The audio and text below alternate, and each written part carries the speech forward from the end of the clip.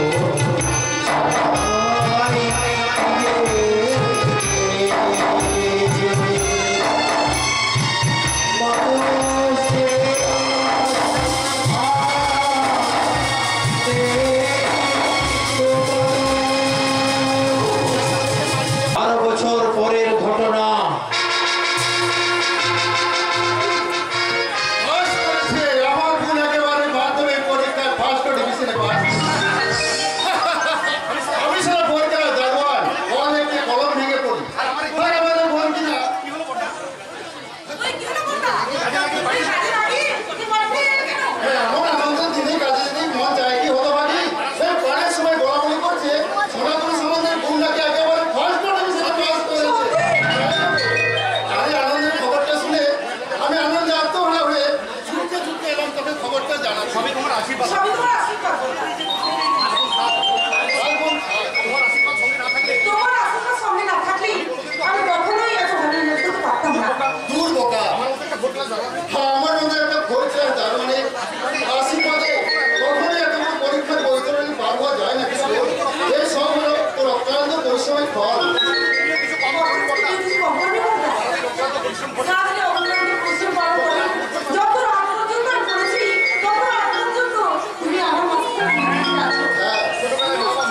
ছোটবেলায় মা বাবা মারা যাওয়া, তোদের দু ভাই বোনকে মানুষ করতে গিয়ে কিন্তু হয় তোদেরকে করতে গিয়ে মনে হয় তোদের মধ্যে দিয়ে আমি থেকে আমার সব ভালো স্বপ্নগুলো পূর্ণ হচ্ছিল।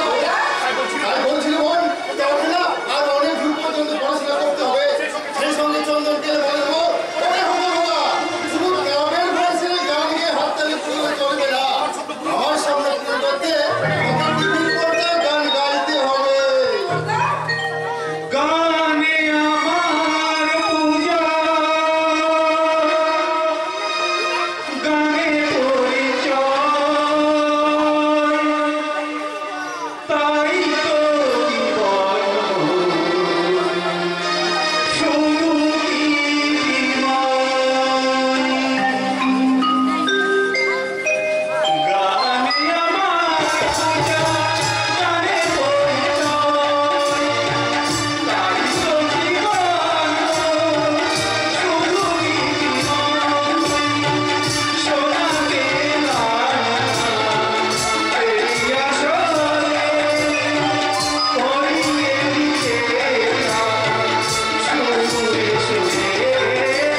পূজা,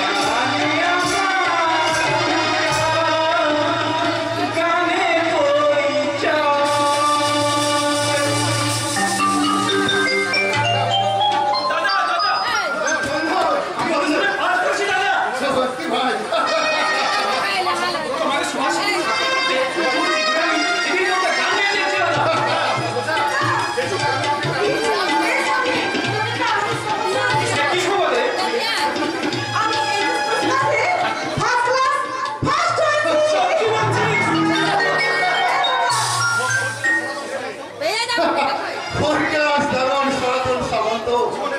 জীবনের পরীক্ষায় বিধাতা তোমায় বারবার ফেল করে দিল। কর্তব্যের পরীক্ষায় তুমি একেবারে পাশে পাস করে গেছো। আচ্ছা তুই বাবার টিভিতে গান গাইবি রে ভাই, আমার যা তোর শুনছি না অডিশনে পাস করলো, টিভিতে গান গাওয়ার ব্যাপারে কোনো কিছু অসুবিধা আছে দাদা? অসুবিধা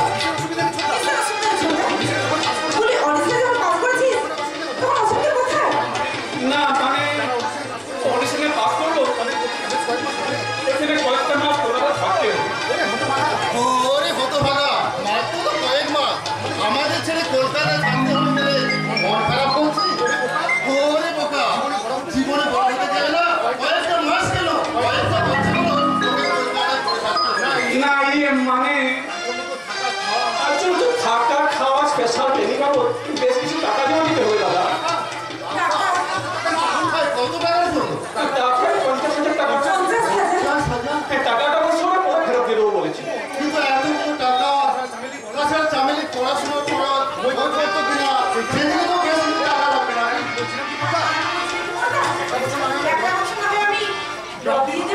না তোর পড়া বন্ধ রেখে আমি গান গাইতে দিতে পারবো না, এই সুযোগটা না আমি ছেড়েই দিলাম।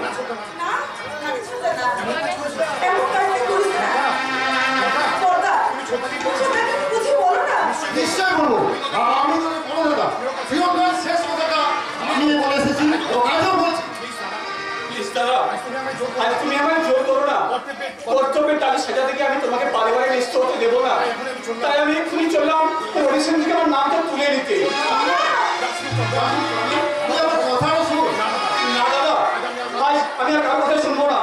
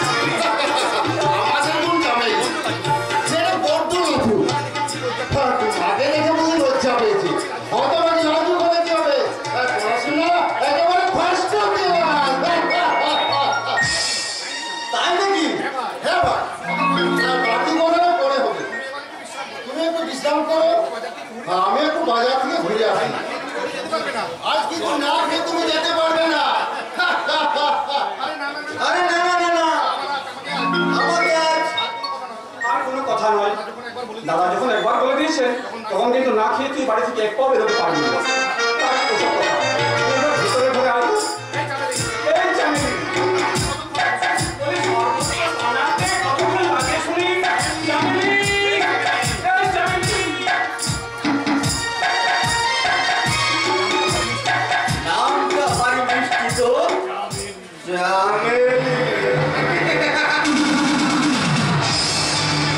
তা কতখানি মিষ্টি একবার পরখ করে দেখলে হয় না কোনটা বেশি মিষ্টি ওই চামেলি নাকি চামেলি ওই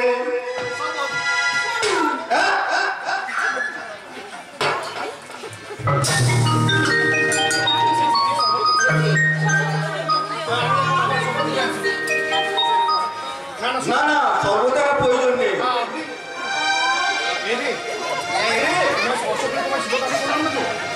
তোমার স্পর্শ করে তোমার শ্লীলতা আমি করলাম না তো মনে অশ্লীলতা না থাকলেই কোনো পর্ষে শ্লীলতানি হয় না উজ্জ্বল বাবু।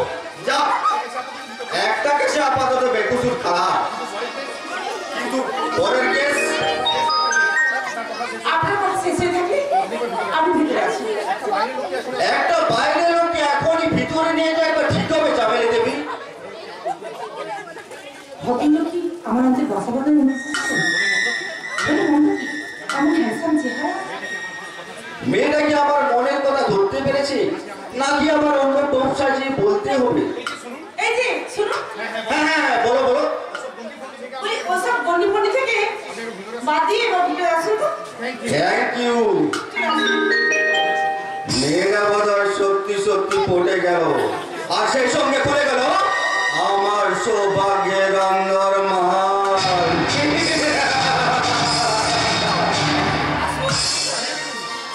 হ্যাঁ হ্যাঁ চলো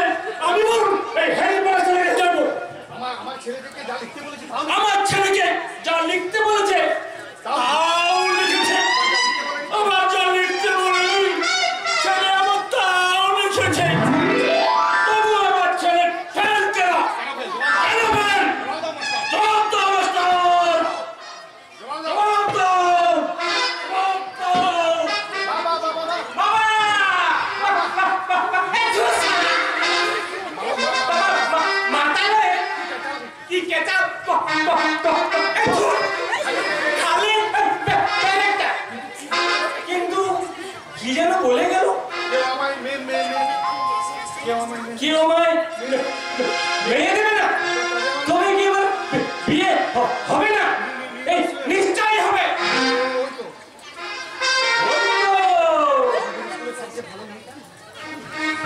আমার স্কুলে সবচেয়ে ভালো মেয়েটা এদিকে আসতে একটু অভিনয় করে দেখি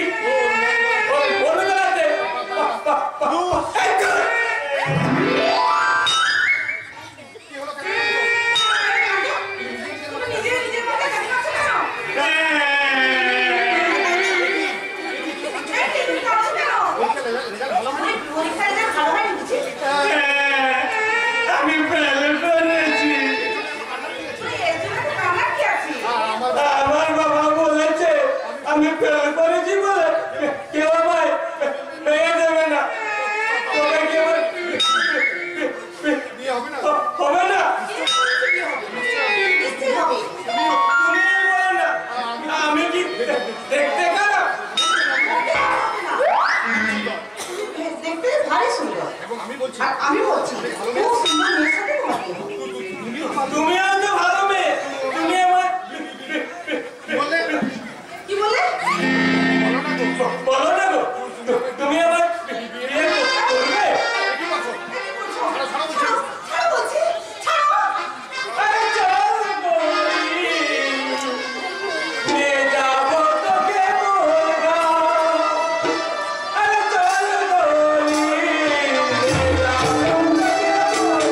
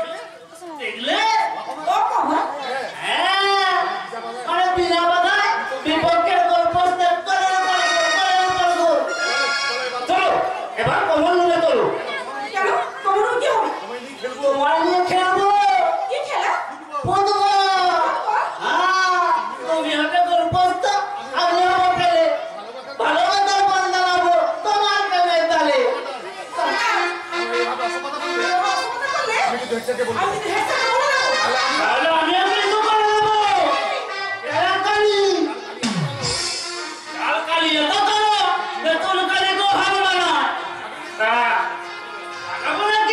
तो पता लगा कि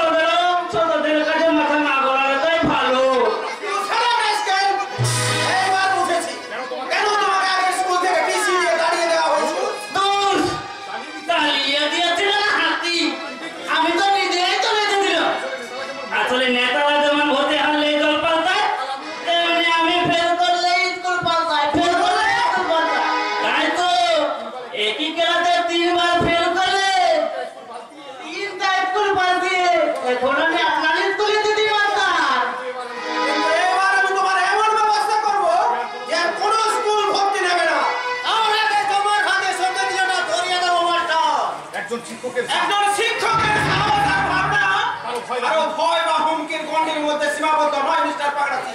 শুনে শোনাবো স্বার্থের জন্য সে যে কোনো সিদ্ধান্ত নিতে প্রস্তুত। কি করেছেন আমার ছেলে? স্কুল ক্যাম্পাসের মধ্যে স্কুলের এক ছাত্রীর শিরোধারণের চেষ্টা করেছে। কি বললেন? আমার ছেলে পাগলু? স্কুলের সব মেয়েদের আমি বলবো না কি একটু আগে যে মেয়েটা আমাদের স্কুলে ছাত্র হয়েছে তাকে বললাম, বোন তুমি তো পড়াশোনা করতে ভালো, আমাদের বলতো খারাপ, তোমার ওই ভালো হাতটা দিয়ে আমার একটু ছুঁয়ে দাও না গো। যদি তোমার ভালো হাতে ছুঁয়াবে আমার মধ্যে তোমার কিন্তু ভালো গুণ তো আছে। এই বলে দিই না মেয়েটার হাতটা ধরেছি অমনি ধ্যান করতে গিয়েছে।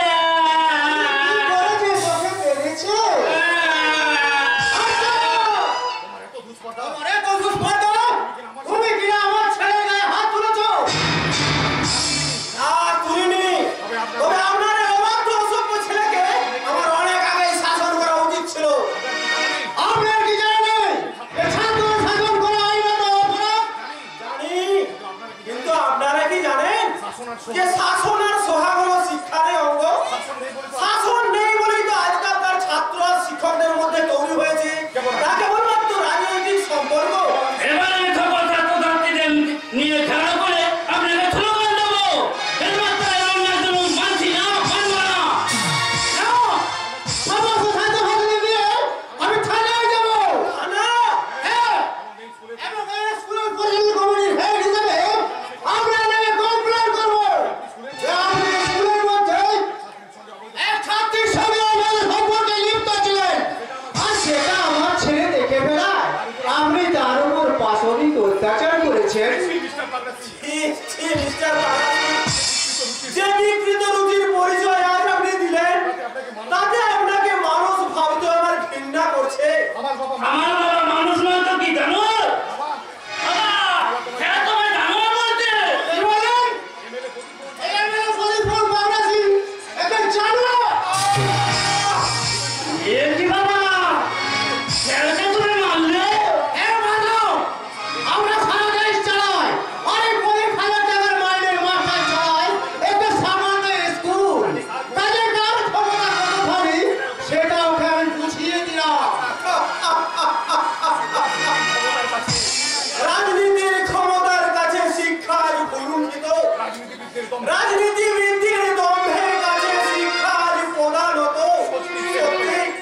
সত্যি সেলুকাস কি বিচিত্র এই দেশ। আচ্ছা, আপনি ঠিক বলেছেন এমএলএ সাহেব, আপনারাই দেশ চালান, কিন্তু সেই দেশ চালানোর অমূল্য সম্পদ ডাক্তার, ইঞ্জিনিয়ার, উকিল, মোক্তার কারা তৈরি করেন জানেন?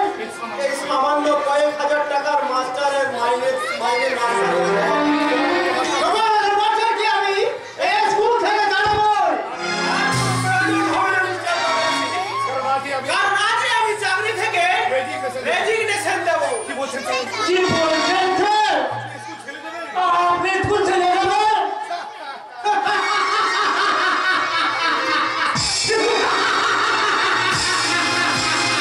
অনেক স্বপ্ন মুখে নিয়ে জীবন গড়ার যে শপথ আমরা নিয়েছি, জানি না তা সফল হবে কিনা।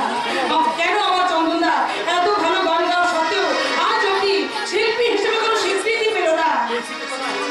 আমি সত্যি সত্যি শিল্পী স্বীকৃতি পেয়েছি। আমি জানতাম যে তুমি পাবে, কারণ তোমার সঙ্গে রয়েছে তোমার ব্যক্তিগত দাদা অমূল্য আশীর্বাদ আর তোমার মনে শুভকামনা। দাদার আশীর্বাদ আমাকে সাহায্য দিকে, সেই সঙ্গে তোমার ভালোবাসা আমার মনের মধ্যে এনেছে এক আদম্য শক্তি, আর সেই সাহস আর শক্তিকে বুকে নিয়ে আমি জীবনের লক্ষ্যে এগিয়ে যেতে চাইছি না। আর সারা দেশ যখন তোমার গান মুগ্ধ হয়ে শুনবে, তখন আমি তৃপ্তির শ্বাস ফেলে তোমার কথা ভাবতে ভাবতে বলবো, এসো না যেই সপন, দুজনের কথাটা প্রাণে ধরি, কোনোদিন কাউকে এই মন তোমাকে ছাড়া ভালোবাসে।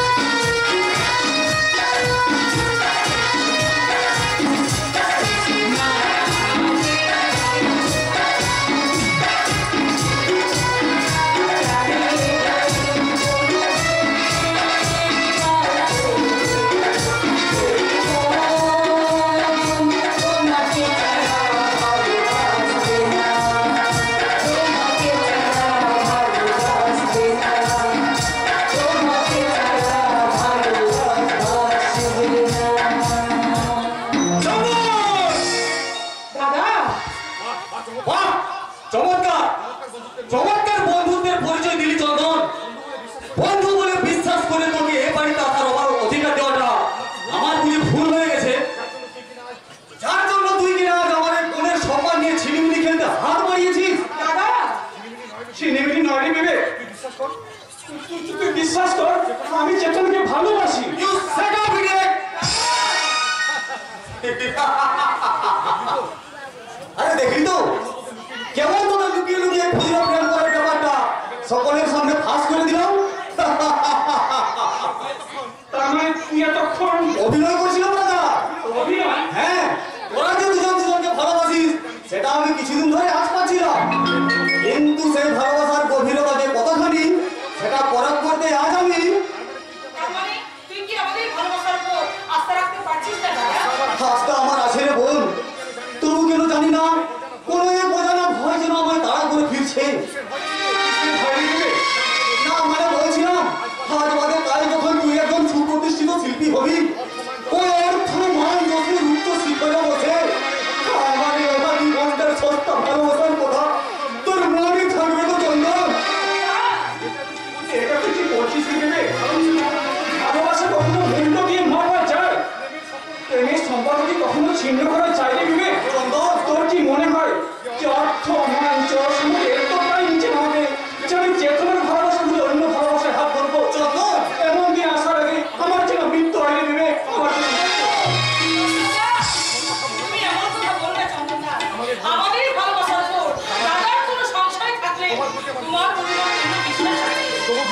তবু বিবেকের সংশয় দূর করতে আমি ভগবানের নামে শপথ করে বলছি, চেতনা ছাড়া অন্য কোনো নারী আমার জীবন সঙ্গী হতে পারে না, কখনোই না, কখনোই না।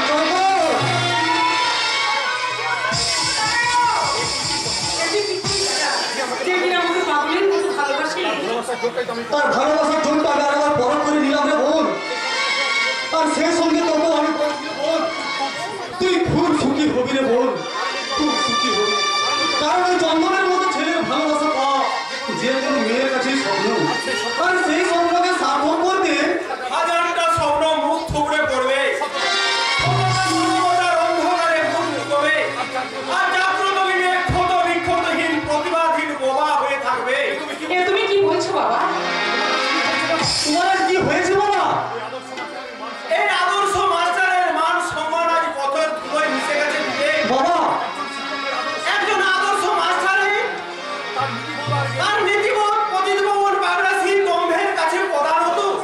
কি করেছি প্রতিফলন বাড়াছি?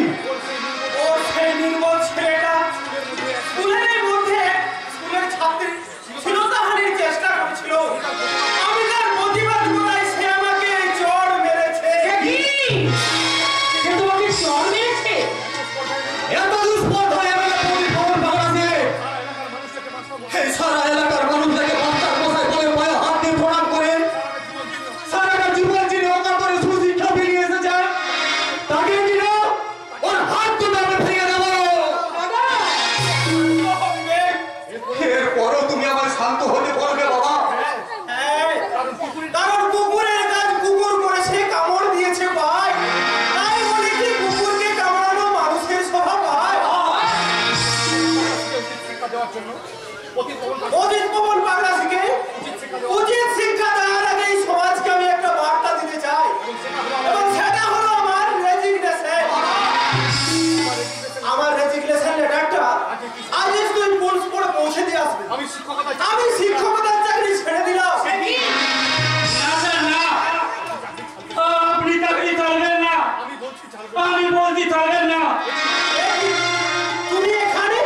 আচ্ছা, আমি জানি আজ আমি যে অন্যায় করেছি তার কোনো ক্ষমা হয় না, ক্ষমাটাই তো আমি এখানে আছি দিতে, আমার অপরাধের শাস্তি দিতে আপনি আমার পায়ে জুতো করে যত গুটি মারুন, তত গুটি মারুন।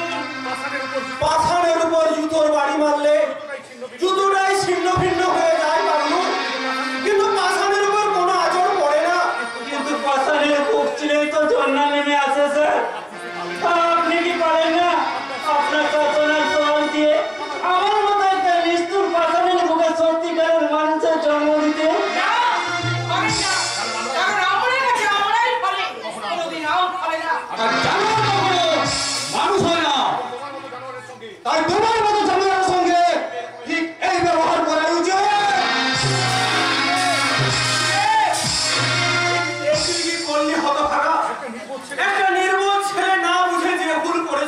তার কেউ কিন্তু বড় ভুল করলি রে বাবা।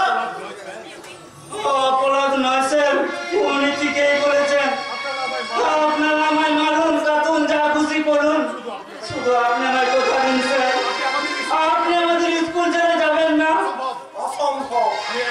আমি একবার যখন সিদ্ধান্ত নিয়েছি কোনোভাবে সেই সিদ্ধান্ত পরিবর্তন করা যাবে না। কেন মাস্টার মশাই একটা পাগলা কুকুর কামড়িতে বলে মানুষ কি তার পথ চলা বন্ধ করে দেয়? তুমি আমি সব শুনেছি মাস্টার মশাই। আজকের ঘটনার পর যদি আপনি স্কুল ছেড়ে সত্যিকারে চলে যান, তার দায় শুধু এমএলএ প্রদীপ পবন পাগলাসির উপর পড়বে না, তার জায়গায় আমার বোনের উপর এসব পড়বে মাস্টার মশাই।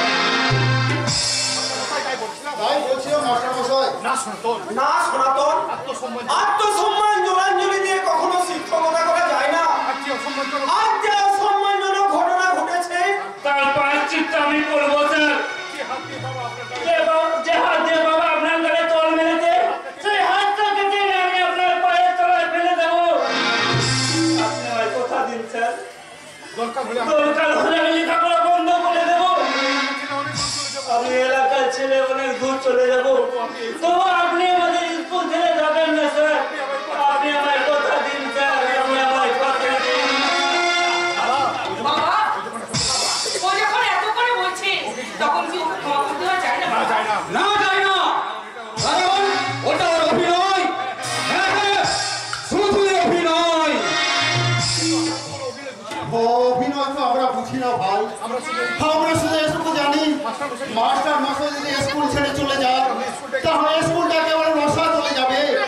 এলাকার প্রকৃত শিক্ষার অভাবে ছেলেমেয়েরা অধঃপতনের পথে পা বাড়াবে। আমি বলছি মাস্টার মশাই, আপনি আমার অনুরোধটুকু রাখুন।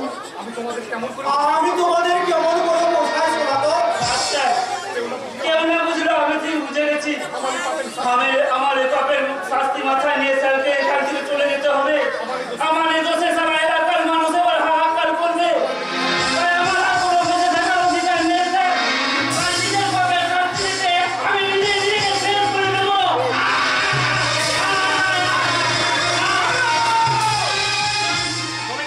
চলে যাও, এই মুহূর্তে তুমি এখান থেকে চলে যাও। খারাপ পাগলু, এরপরেও কি তুমি তোমার সিদ্ধান্ত বদল করবে না? আবার আমি হেরে গেলাম রে মা। তাই তো আমার আবার এক ছাত্রের প্রাণ বাঁচাতে আমি আমার সিদ্ধান্ত বদল করলাম। সত্যি বলছেন মাস্টার মশাই, আপনি আমাদের স্কুল ছেড়ে যাবেন না? এরপরেও কি যাওয়া যায় সনাতন? ধন্যবাদ স্যার, আপনাকে অনেক ধন্যবাদ। দাঁড়াও বাবলু, কাল যথাসময়ে তুমি স্কুলে আসবে। না স্যার, আমি স্কুলে যাবো না। কেন যাবে না? কারণ পড়াশোনা থেকে যাবে ছুটি নিয়ে নিতে। ছুটি? ছোটবেলায় আমার মা মারা গেছে, বাবা শুধু রাজনীতি নিয়ে ব্যস্ত। তাই তো কেউ কোনোদিন আমাকে গল্প বলে না, তারপরে না খেলে কেউ দেখেও দেয় না। আর সেই জন্যই বোধহয় ফেল করে জীবনের পরীক্ষাটাও ফেল করে গেলাম স্যার, ফেল করে গেলাম। ফেল নয় বাবলু, এবার তোমাকে পাস করে দেখিয়ে দিতে হবে। না স্যার, লেখাপড়া শুধুমাত্র ভালো ছেলেদের জন্য, আমার মতো খারাপ ছেলের জন্য নয়।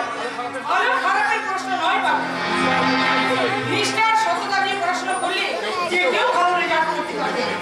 কিন্তু মেমটা আমরা কাছে তো শুধু আমলাই বলে, আম তো বলে না মেমটা। আপনি কি পারবেন আমার দায়িত্ব নিয়ে আমার লেখাপড়া শিখিয়ে সত্যিকারের মানুষ করতে? দুনিয়ার অমত করো না বোন, একটা বিপদগামী ছেলে অন্ধকার থেকে আলোয় ফিরছে, তুমি তাকে পথ দেখাও। বাবা, বাবা আমি রাজি হয়ে যাবে মা, ভালো কাজ করার এমন সুযোগ আর হয়তো পাবি না। বেশ, তবে তাই হোক। আজ থেকে তোমার শিক্ষা গ্রহণ করে আমি তোমাকে মানুষের মতো মানুষ করে বড় করার দায়িত্ব আমার নিজের মাথায় তুলে নিলাম। মেমটা সবার উপরে মানুষ সত্য, তাহার উপরে নাই। আজ থেকে শুধু এই জীবনে তোমায় দিলাম তাই। সবার উপরে মানুষ সত্য, তাহার উপরে নাই।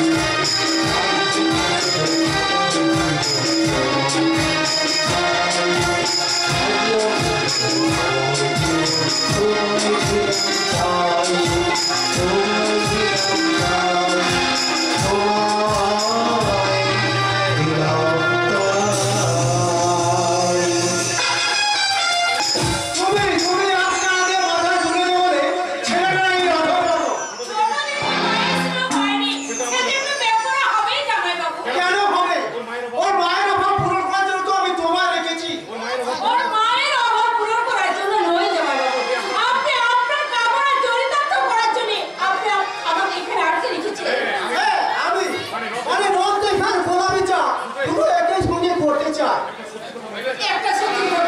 সত্যি কি আমার সামনে নিরুদ্দেশ হয়ে গেছে নাকি সেদিনের দিদির কথাই ঠিক? কি যে বলো না ছাই, রজত না হলে কি রজতের খোঁজের ব্যাপারে আমি এখনো এত টাকা জলের মতো খরচা করতাম। তবে আমার মনে হয় এবার হয়তো রজত ঠিক ফিরে আসবে। 12 বছর পরেও যে এখনো ফিরে আসেনি, সে যে আর কখনো ফিরে আসবে না, এই নির্মম সত্যটা আমি ছাড়া কেউ উপলব্ধি করতে পারে না জামাইবাবু। কিন্তু রজত না থাকলেও তার অভাব তোমাকে আমি কোনোদিন বুঝতে দিইনি গঙ্গা। যখন তুমি যা চেয়েছো আমি তাই দিয়েছি। এটা একটা সন্তান, যার জন্য নারী জীবন ধন্য হয়, সে একটা সন্তানকে অন্যভাবে দিতে পেরেছে, দিতে পারেনি। স্বামীরে, এ যুগে কেউ কারো নাই। স্বামী সন্তান সব মিথ্যে। আসল সত্যি হলো ভগবান আর টাকা, শুধু টাকা, শুধু টাকা। না, না দেবে নোংরা, ভোগাভোগের নামে নোংরা জীবন আমি চাই না। আমি জানি আমার একটা ভুলের জন্যে দিদি আর বাংলো জীবনটা শেষ হয়ে গেছে। এই যে আপনি তাই আপনি। যা সারা, এই যে দেখছি মায়ের চেয়ে মাটির দরদ বেশি। একটা নির্বোধ বোকা ছেলের জন্য নির্বোধ বোকা ছিল না জামাইবাবু, আপনি কি ভুলে গেছেন? কয়েক বছর আগে আমাদের অবৈধ সম্পর্কের দিকে ফেলেছিল বলে আপনি বাংলাকে মেরে বেহুশ করে ওই পাশের ঘরে ফেলে রেখে দিয়েছিলেন। আমি আমার তোমার এলাকা আমি বললাম, শোনো আমি বলছি আমার জ্বালায় আরে স্বামী কিনা মাঝে মাঝে আমার বিবেকে হুড় ফোটায়। বিবেক, বিবেক কি আপনার আছে জামাইবাবু? তা যদি থাকতো তাহলে ছেলের মধ্যে আপনি এভাবে ব্যবহার করতে পারতেন না। পারলি রে, এ যুগে কেউ পারে নাই। কিন্তু আমি আছি জামাইবাবু, আমি বেঁচে থাকতে বাবুর আপনি কিছু ক্ষতি করতে পারবে না। দরকার হলে বাবুকে তার মায়ের রহস্য আমি ফাঁস করে দিতে বাধ্য হব। আরে সাজারে, আমার চলার পথে কি না হলে তোকে আমি এমনি করে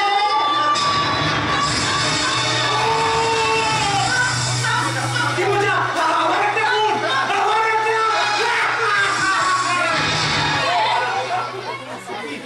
এরা কি উন্নত হতে গিয়ে হলো না? তবে কি আমাদের রিপোর্ট অসম্পূর্ণ থেকে যাবে স্যার? Attempt to murder. যাও ঘরে ঘরে এই বেলায় ভাত জলাদের বাড়ির ভিতরে ঢুকে পড়েছিস। এই তো, আমি খুনার গো, খুনি রিপোর্টার। খুনের রিপোর্টার, তুমি মানুষ খুন করেছো? না ভয় পেও না গো, ওই সারা দেশে যেখানে যত খুন হচ্ছে তার যথাযথ রিপোর্ট তৈরি করে ওই ভগবানের আদালতে পেশ করাই তো আমাদের ডিউটি। তাই তো আমি খুনি রিপোর্টার গো, খুনি রিপোর্টার। এই শালার মেয়ে বাচ্চা, যা ভাগ এখান থেকে। আপু তো বটেই, কিন্তু স্যার এই খুনটা হতে গিয়েও হলো না কেন? আমাদের সত্যি অসম্পূর্ণ থেকে যাবে স্যার। প্লিজ স্যার, একটা বার ট্রাই করুন না।